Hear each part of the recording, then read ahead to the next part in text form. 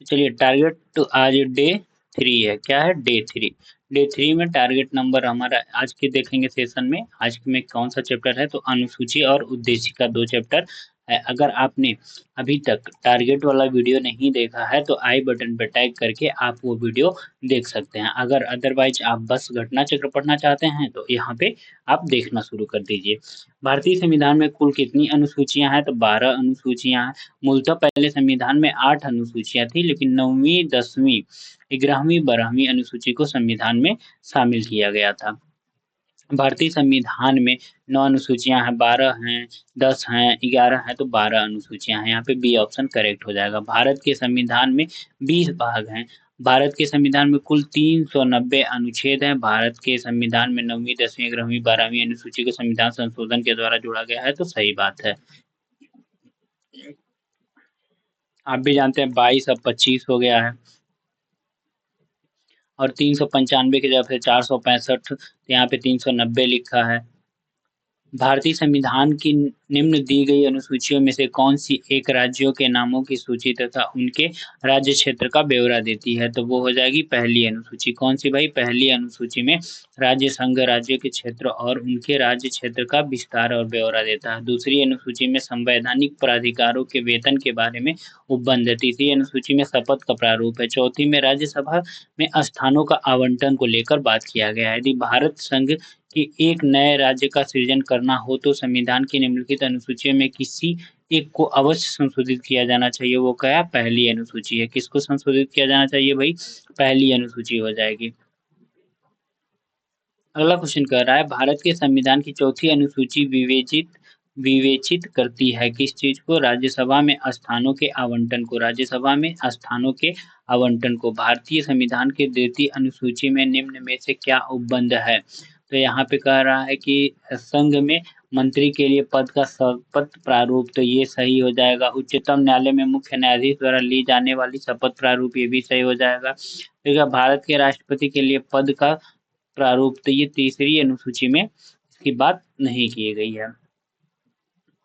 ठीक है, संसद के सदस्य द्वारा ली जाने वाली शपथ का प्रारूप, ये भी सही है। तो तीसरी अनुसूची में शपथ एवं प्रतिज्ञान के प्रारूप होते हैं जिसमें मंत्री के शपथ और संसद के निर्वाचन के अभ्यर्थी, संसद के सदस्य, उच्चतम न्यायालय के न्यायाधीश और भारत नियंत्रक महालेखा परीक्षक का, किसी राज्य के मंत्री का, फिर उसके बाद से राज्य विधानमंडल में निर्वाचन के अभिव्यक्ति के लिए, राज्य विधानमंडल के सदस्य के लिए, उच्चतम न्यायालय के न्यायाधीश के लिए, जबकि क्या राष्ट्रपति के शपथ और प्रतिज्ञान का स्वरूप आर्टिकल 60 में एक अलग ही दिया गया, न कि तीसरी अनुसूची में दिया गया है। ठीक है, अब संविधान की अनुसूची और विषय को आपको मिलाना है। तो चतुर्थ में क्या होता है? राज्यसभा में स्थानों का आवंटन किया जाता है। षष्टम में क्या होता है? असम, मेघालय, त्रिपुरा, मिजोरम राज्य के जनजातीय क्षेत्र की बात करता है। आठवें में भाषा की बात किया गया। 9वीं अनुसूची में भूमि सुधार अधिनियम का बात किया गया है।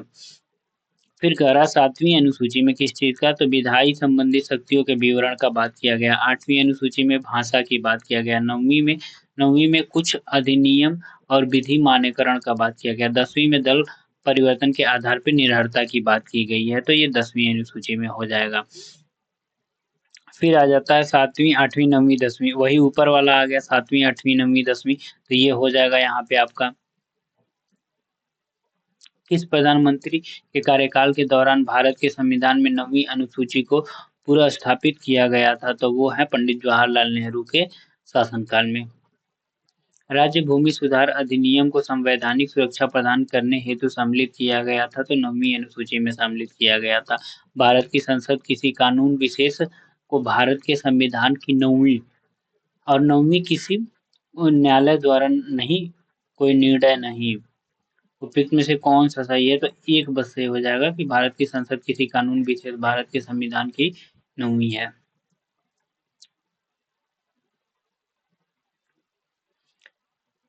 कोहेल्लो केस भारत के संविधान की किस अनुसूची से संबंधित है? तो 9वीं अनुसूची से संबंधित है।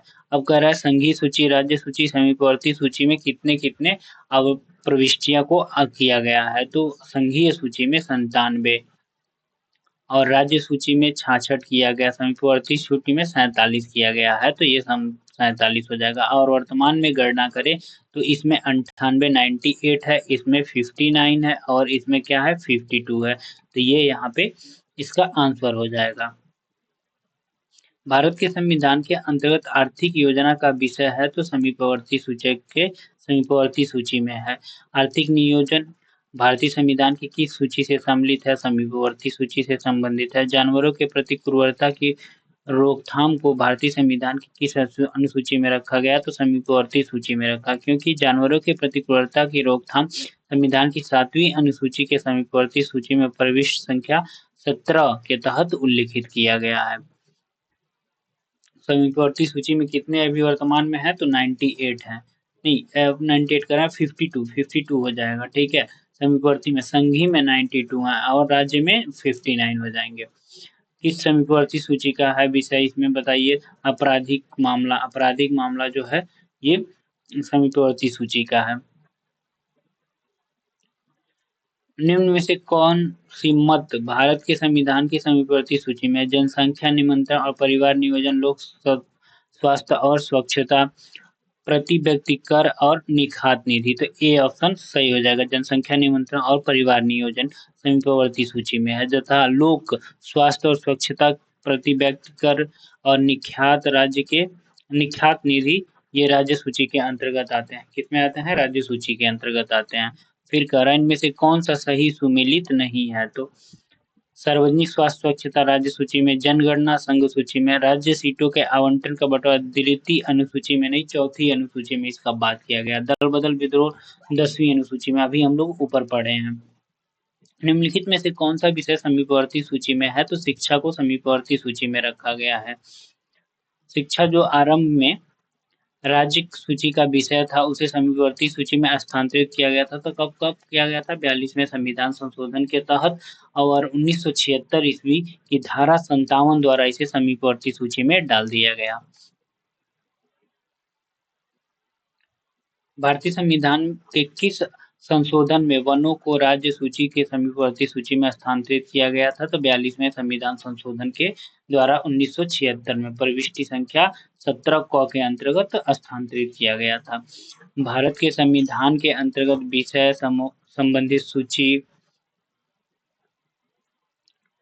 के बारे में निम्न युग्मों में से कौन सुमेलित नहीं है? तो वन समीपवर्ती सूची सही हो जाएगा। शेयर बाजार समीपवर्ती सूची में नहीं, ये गलत हो जाएगा। शेयर बाजार और जो डाक खाचा बचत है ये संघीय सूची में आता है, ठीक है। जन स्वास्थ्य राज्य सूची में, तो ये सही हो जाएगा। इसको भी सुमेलित करना है कि केंद्र सूची में क्या आता है, तो केंद्र सूची में जनगणना हो जाएगा। राज्य सूची में पुलिस और सार्वजनिक स्वास्थ्य व्यवस्था आ जाएगा। समीपवर्ती सूची में जनसंख्या नियंत्रण और परिवार नियोजन की बात कर देंगे। अवशिष्ट विषय इसमें क्या है? अंतरिक्ष अनुसंधान की बात करता है। भारतीय संविधान में निम्नलिखित में से कौन से प्रावधान शिक्षा पे प्रभाव डालते हैं? तो यहाँ पे क्या हो जाएंगे? सारे ये शिक्षा पे प्रभाव डालते हैं। सप्तम अनुसूची, 6वां, 5वां और ग्रामीण और शहरी स्थानीय निकाय राज्य के नीति निदेशक तत्व, तो ये पांचों के पांचों क्या डालते हैं? इफेक्ट डालते हैं।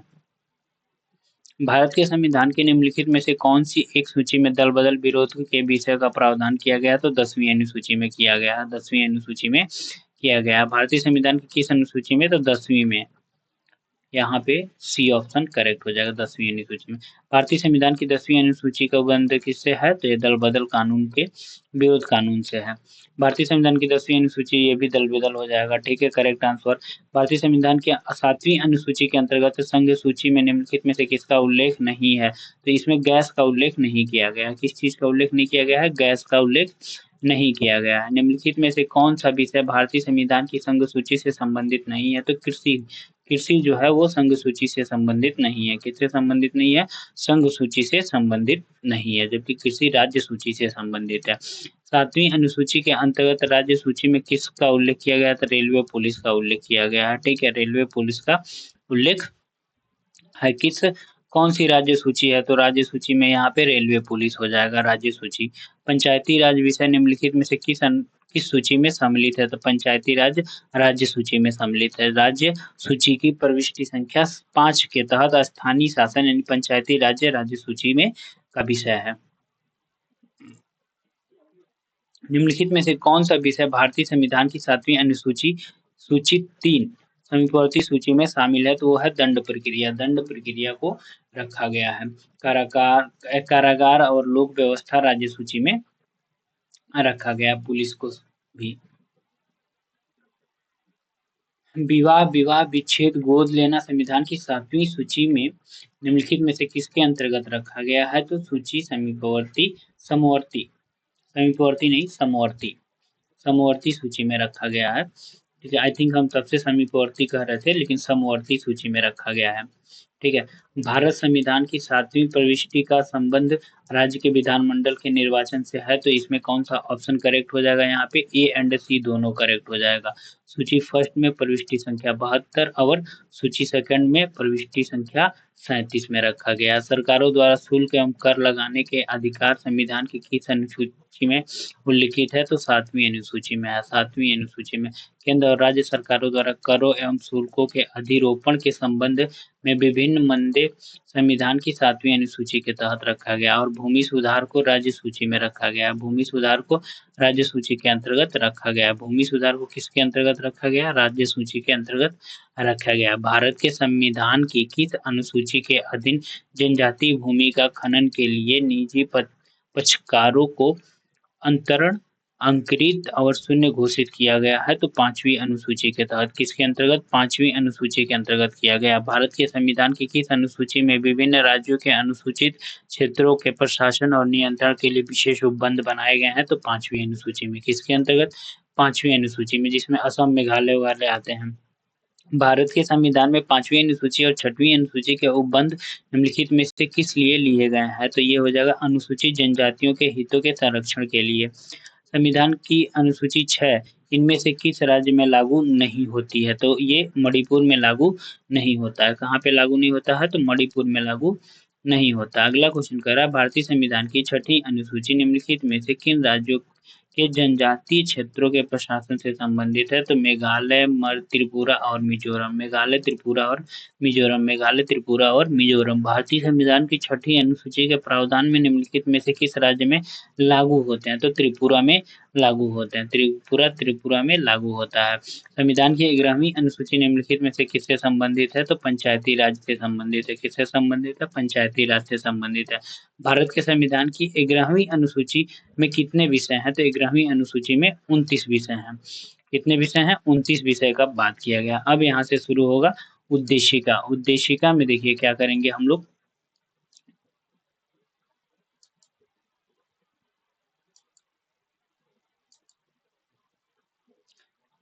तो उद्देशिका अब यहाँ पे कह रहा है कि ओवरऑल 26 नवंबर 1949 ईस्वी को संविधान को एतद द्वारा संविधान को अंगीकृत, अधिनियमित और आत्मसमर्पित किया गया था। तो ये यहाँ पे बी ऑप्शन करेक्ट हो जाएगा। ठीक है।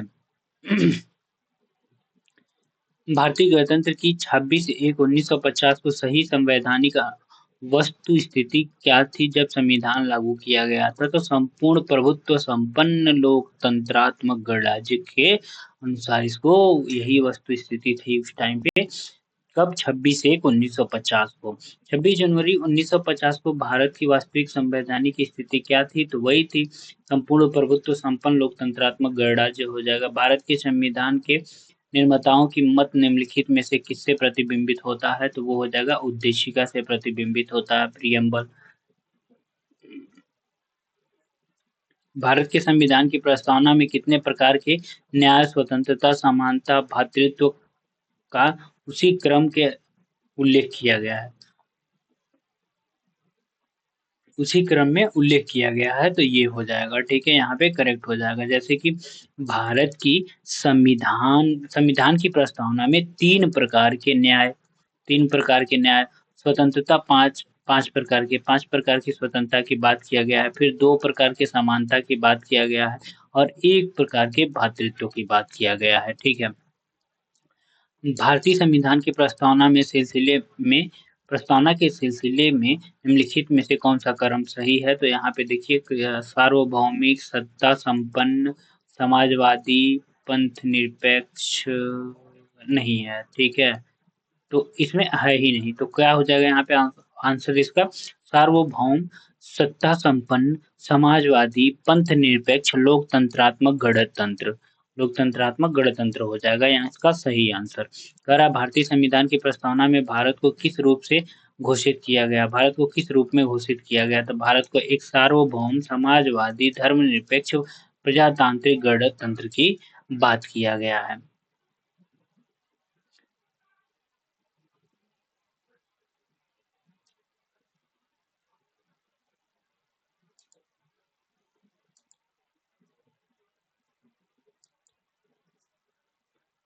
इसमें कह रहा है कि समाजवादी, प्रजातांत्रिक, सार्वभौमिक, धर्मनिरपेक्ष। तो यहाँ पे ए ऑप्शन सही, इसके विचार क्रम में करना है तो ए ऑप्शन करेक्ट हो जाएगा। पहले सार्वभौमिक, फिर समाजवादी, फिर आपका धर्मनिरपेक्ष, फिर प्रजातांत्रिक हो जाएगा।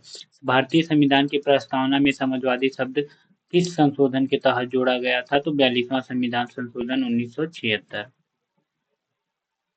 इसमें समाजवादी, पंथनिरपेक्ष और अखंडता शब्द को जोड़ा गया था। 42वें संविधान संशोधन के माध्यम से प्रस्तावना में जोड़ा गया था, तो क्या जोड़ा गया था? समाजवाद, पंथनिरपेक्ष और अखंडता को जोड़ा गया था। भारतीय संविधान में धर्मनिरपेक्ष, समाजवादी शब्द को जोड़ा गया था, 42वें संविधान संशोधन के तहत जोड़ा गया था। निम्नलिखित में से कौन भारत को धर्मनिरपेक्ष राज्य वर्णित करता है? तो वो हो जाएगा भारत संविधान की प्रस्तावना, संविधान की प्रस्तावना वर्णित करता है। निम्नलिखित में से शब्दों में से कौन सा सन 1975 में भारतीय संविधान की प्रस्तावना में सम्मिलित नहीं था? तो ये हो जाएगा अखंडता जो है भारतीय संविधान में ये सम्मिलित नहीं था। इसको 42वें संविधान संशोधन 1976 के द्वारा जोड़ा गया। 42वें संविधान संशोधन के द्वारा क्या क्या जोड़ा गया है? तो पहला और समाजवाद और पंथ निरपेक्षता को जोड़ा गया है। संविधान की उद्देशिका के संबंध में निम्नलिखित निम्न कथनों पर विचार कीजिए और कूट की सहायता से बताइए कि इनमें से कौन सा सही है, ठीक है। तो पंडित जवाहरलाल नेहरू द्वारा ऑब्जेक्टिव प्रस्ताव अंतर्गत उद्देशिका बना था, तो ठीक है, ये सही हो जाएगा। फिर कह रहा है इसकी प्रकृति न्याय योग्य जुडिशियलेबल नहीं, ठीक है, तो ये ऑप्शन ये भी सही हो जाएगा। इसका संशोधन नहीं, संशोधन तो हुआ ही है। संविधान की विशिष्ट प्रावधानों को यह रद्द नहीं कर सकता है, तो ये भी सही हो जाएगा। बी ऑप्शन सही हो जाएगा। 1 2 4, 1 2 4 हो जाएगा। संविधान की प्रस्तावना का विधिक स्वरूप क्या है? तो विधिक स्वरूप यह लागू नहीं किया जा सकता है, यह लागू नहीं किया जा सकता है। भारतीय संविधान की उद्देशिका में संशोधन किया गया था, तो 42वां कहाँ गए? 42वें संशोधन, संविधान संशोधन के द्वारा समाजवादी शब्द जोड़ा गया था, 42 हो जाएगा यहाँ पे, ठीक है। भारतीय संविधान की प्रस्तावना में समाजवादी शब्द 42 हो जाएगा। 26 नवंबर 1949 को अंगीकृत भारतीय संविधान की प्रस्तावना में सम्मिलित नहीं थे, तो क्या सम्मिलित नहीं थे? तो यहाँ पे समाजवादी भी नहीं था, अखंडता भी नहीं था, पंथ निरपेक्ष भी नहीं था, बस गणतंत्र यहाँ पे शामिल था। भारतीय संविधान की प्रस्तावना में पंथ निरपेक्ष जोड़ा गया था। 42वें संविधान संशोधन भारत के संविधान के आमुख का लक्ष्य सभी उसके सभी नागरिकों के लिए सुनिश्चित करता है, तो यहाँ पे चारों ऑप्शन क्या हो जाएगा? सही हो जाएगा। सामाजिक और आर्थिक न्याय, विचार और व्यक्ति की स्वतंत्रता, अवसर की समानता, व्यक्ति की प्रतिष्ठा, ये सही हो जाएगा। यहाँ पे कह रहा है कथन ये कह रहा है कि भारत एक संपूर्ण प्रभुत्व संपन्न समाजवादी धर्मनिरपेक्ष लोकतंत्रात्मक गणराज्य है। इसे 42वें संविधान संशोधन 1976 द्वारा संपूर्ण प्रभुत्व संपन्न लोकतंत्रात्मक गणराज्य के स्थान पे प्रतिस्थापित किया गया। तो यहाँ पे कह रहा है कि आई ए आर दोनों सही हैं, ए आर की प्रमुख व्याख्या करता है, तो करेक्ट आंसर हो जाएगा। भारत में लौकिक सार्वभौमिकता है क्योंकि संविधान की प्रस्तावना आरंभ होती है किससे? हम भारत के लोग शब्दों से आरंभ होती है। किससे? हम भारत के लोग से। We the people of India, we the people of India शब्द का प्रयोग भारतीय संविधान में कहाँ किया गया है? तो संविधान की प्रस्तावना में किया गया है। कह रहा है सभी व्यक्ति पूर्णता और समान रूप से मानव है। यह सिद्धांत क्या सार्वभौमिकता का सिद्धांत है। भारत में भारत के संदर्भ में निम्न में से कौन सा धर्मनिरपेक्ष शब्द का सही भाव व्यक्त करता है? तो भारत में राज्य का कोई धर्म नहीं होगा, ये सही निरपेक्ष का सही उसे डिनोट करता है। निम्नलिखित में से कौन सा शब्द भारतीय संविधान की प्रस्तावना में उल्लेखित नहीं है? तो संघीय शब्द का उल्लेख नहीं किया गया है, संघ शब्द का प्रयोग किया गया है। निम्नलिखित में से कौन सा, जबकि प्रस्तावना में नहीं है, देखिए, परंतु संघीय शब्द भारतीय प्रस्तावना में उल्लेखित नहीं है, संविधान के अनुच्छेद 1 में उल्लेख किया गया है। निम्नलिखित में से कौन सा शब्द भारत के संविधान की उद्देशिका में नहीं है? तो लोक कल्याण की बात नहीं किया गया। समाजवादी, प्रभुत्व संपन्न, पंथ निरपेक्ष का बात किया गया। पंथ निरपेक्ष, समाजवादी ये और अखंडता 42वें संविधान संशोधन 1976 के द्वारा ऐड किया गया था। भारत की संविधान की प्रस्तावना में निम्नलिखित में से किस स्वतंत्रता का वर्णन नहीं किया गया है? तो आर्थिक स्वतंत्रता का वर्णन नहीं किया गया है। निम्नलिखित में से कौन भारतीय संविधान की प्रस्तावना में उल्लिखित नहीं है? तो धार्मिक न्याय, धार्मिक न्याय की बात नहीं किया गया है। संविधान की प्रस्तावना के बारे में निम्नलिखित कथन में से कौन सा सही है? समाजवादी धर्मनिरपेक्ष शब्द 1950 में लागू संविधान के अंग नहीं थे। सही बात है, नहीं अंग थे, ये सही हो, ये यहाँ पे सही हो जाएगा। भारतीय संविधान का कौन सा भाग संविधान की आत्मा कहलाता है? तो उद्देशिका, उद्देशिका आत्मा कहलाता है। ठीक है। निम्नलिखित में से किसने भारतीय संविधान की प्रस्तावना को हमारे संप्रभु प्रजातांत्रिक गणतंत्र की जन्म कुंडली कहा है? तो वो के.एम. मुंशी कहे थे। कौन कहे थे? के.एम. मुंशी, के.एम. मुंशी। संविधान को एक पवित्र दस्तावेज किसने कहा था? बी.आर. अम्बेडकर कहे थे, बी.आर. अम्बेडकर कहे थे, बी.आर. अम्बेडकर कहे थे। किस वाद के फैसले में सर्वोच्च न्यायालय ने सर्वप्रथम घोषित किया कि उद्देशिका संविधान का हिस्सा नहीं है? बेरूबारी में, बेरूबारी में। बेरूबारी यूनियन के बाद 1960 में सर्वोच्च न्यायालय ने सर्वप्रथम घोषित किया कि उद्देशिका यानी कि प्रस्तावना संविधान का अंग नहीं है। लेकिन केशवानंद भारती बनाम केरल राज्य के बाद में 1973 में सर्वोच्च न्यायालय ने उपयुक्त निर्णय को पलटते हुए उद्देशिका प्रस्तावना को संविधान का भाग मान लिया था। निम्नलिखित में से किस वाद में उच्चतम न्यायालय की धारणा संविधान का भाग मान लिया था? तो यही हो जाएगा आपका केशवानंद भारती बनाम केरल। तो नहीं, देखिए इसमें क्या क्या है कि बम्बई बनाम यूनियन ऑफ इंडिया, बम्बई बनाम यूनियन ऑफ इंडिया। तो प्रश्न के अनुसार बम्बई बनाम यूनियन ऑफ इंडिया के मामले में उच्चतम न्यायालय ने कहा था उद्देशिका संविधान का भाग है तथा पंथ निरपेक्षता संविधान का मूल लक्षण है। केशवानंद भारती बनाम केरल मामले में भी बहुमत से दिए हुए निर्णय के उद्देशिका संविधान का भाग दोनों में बोला गया था। ठीक है, जब ये केरल वाला नहीं रहेगा तब उसको हम लोग ट्रिक मार देंगे। निम्नलिखित विवादों में से किसमें सर्वोच्च न्यायालय में प्रस्तावना को भारतीय संविधान का मौलिक संरचना का भाग स्वीकार किया गया? तो केशवानंद भारती विवाद में। किसमें? केशवानंद भारती विवाद में, केशवानंद भारती विवाद में। भारतीय संविधान की प्रस्तावना में जिन आदर्शों एवं उद्देश्यों की रूपरेखा दी गई है उनकी व्याख्या की गई है, वो कौन से यहाँ पे सही हो जाएंगे? सी ऑप्शन करेक्ट हो जाएगा। मूल अधिकारों, राज्य के नीति सिद्धांतों और मौलिक कर्तव्यों के अध्याय में।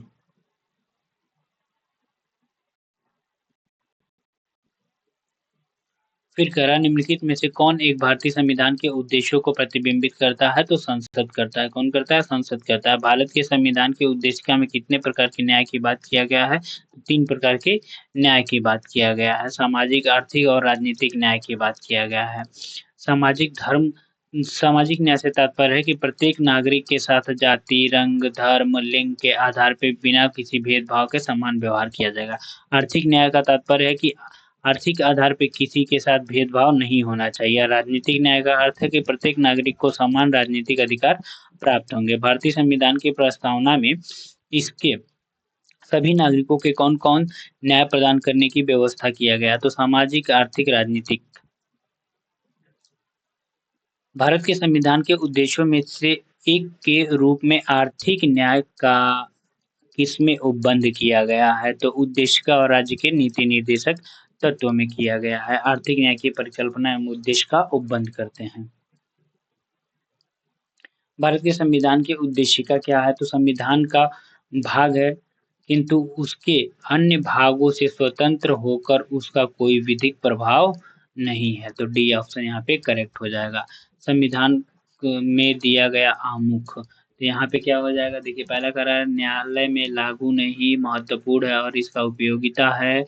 शासन करने के उद्देश्य को उल्लेखित करता है, संविधान में कानूनी अर्थ निर्णय में सहायता करता है। तो यहाँ पे हम लोग देखेंगे क्या होगा कि भारतीय संविधान के आमुख को ही उद्देशिका कहा जाता है। प्रश्न में उद्देशिका संबंध सभी चारों कथन सत्य हैं, परंतु किसी भी विकल्प में सभी कथन सम्मिलित नहीं है। यह भी ध्यान देने की बात है कि कोई भी विकल्प अनन्य नहीं है, अर्थात किसी भी विकल्प में न केवल विशेषण स्रोत पर नहीं लगा है, इसलिए हम उस विकल्प का चयन कर सकते हैं जिसमें अधिकतम कथन शामिल किए गए हैं। इस दृष्टि से विकल्प सी एंड डी समान रूप से चयन हो जाएंगे, सी एंड डी। ठीक है, निम्न में से कौन सही है? सामाजिक समानता संविधान में प्रत्यभूत नहीं है। देश में सामाजिक समानता पहले से ही विद्यमान थी। सामाजिक समानता संविधान में प्रत्यभूत है, तो सी ऑप्शन करेक्ट हो जाएगा।